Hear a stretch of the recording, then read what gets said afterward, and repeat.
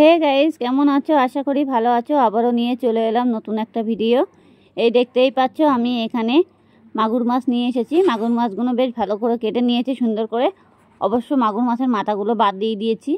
মাথাগুলো আমাদের বাড়িতে এমনিতে কেউ খেতে ভালো লাগে না। আবার ট্যাংরা মাছ কিংবা মাগুর মাছ মাথা ভালো লাগে না। যাই হোক, আমি এখন মাগুর মাছ নিয়ে এসেছি, এনে ভালো করে কেটে নিয়েছি। দেখতে পাচ্ছ বড় বড় মাগুর মাছ। আর বাটি করে ধুয়ে ভালো করে আমি ধুয়ে বাটি করে তুলে নিয়ে এসেছি। আর খুব ভালোভাবেই ধুতে হবে। মাগুর মাছ অনেক সময় মাটি মাটি গন্ধ লাগে, সেই কারণে। যাই হোক, মাগুর মাছটা ভালো করে না ধুলে তো হবে না। মাটি মানে অনেক সময় মাটিগুলো খায় এরা, আর মাটিগুলো পেটের মধ্যেও বসে থাকে। অনেক সময় মাটি মাটি গন্ধ লাগে। আর এগুলো মাছগুলো খেতেও খুবই স্বাদ হবে। যাই হোক, আমি মাছগুলো ভালো করে ধুয়ে নিয়েছি। নিয়ে আমি এখন নুন আর হলুদ দেবো, দিয়ে ভালো করে মাছগুলোকে মাখবো।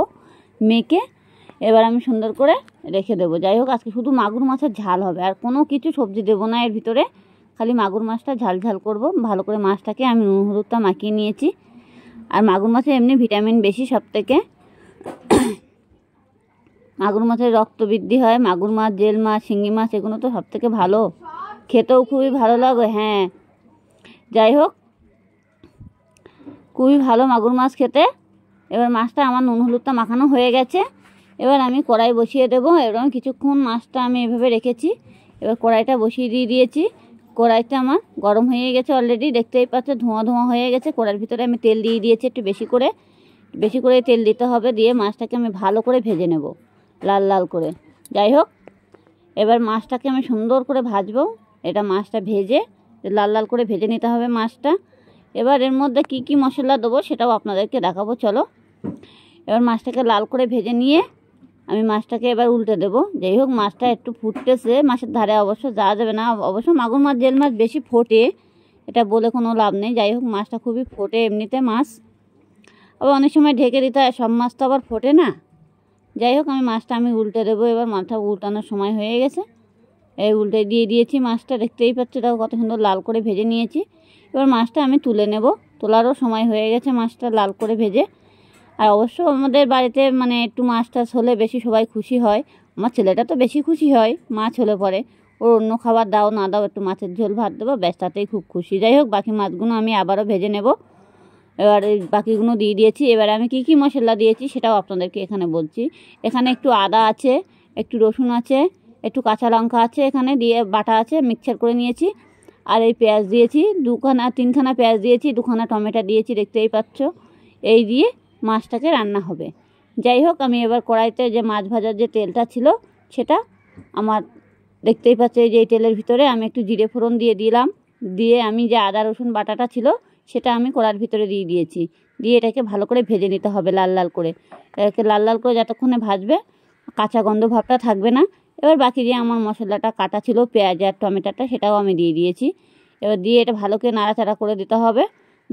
নাড়াচাড়া দিয়ে তারপরে আমি লবণ, হলুদ, জিরের গুঁড়ো, একটু লঙ্কার গুঁড়ো এগুলো আমি দিয়ে দেবো।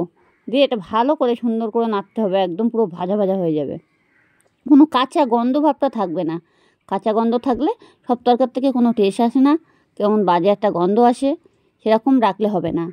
সুন্দরভাবে ভাজতে হবে, ভালো করে কষাই করতে হবে, একটু লাল লাল করে ভেজে নিতে হবে। যাই হোক, আমার মশলাটা দেখতেই পাচ্ছ কত সুন্দর কালার চলে এসেছে। এবার এত সুন্দর একটা কালার চলে এসেছে, আর একটু ভাজবো হালকা করে। এটা ভেজে নিয়ে এটাকে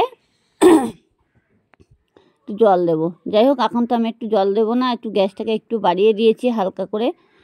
আবার বেশি বাড়াতে গেলে আবার পুড়ে যাবে। যাই হোক, এটা আমার পুরোপুরি ভাজা হয়ে গেছে, দেখতেই পাচ্ছ।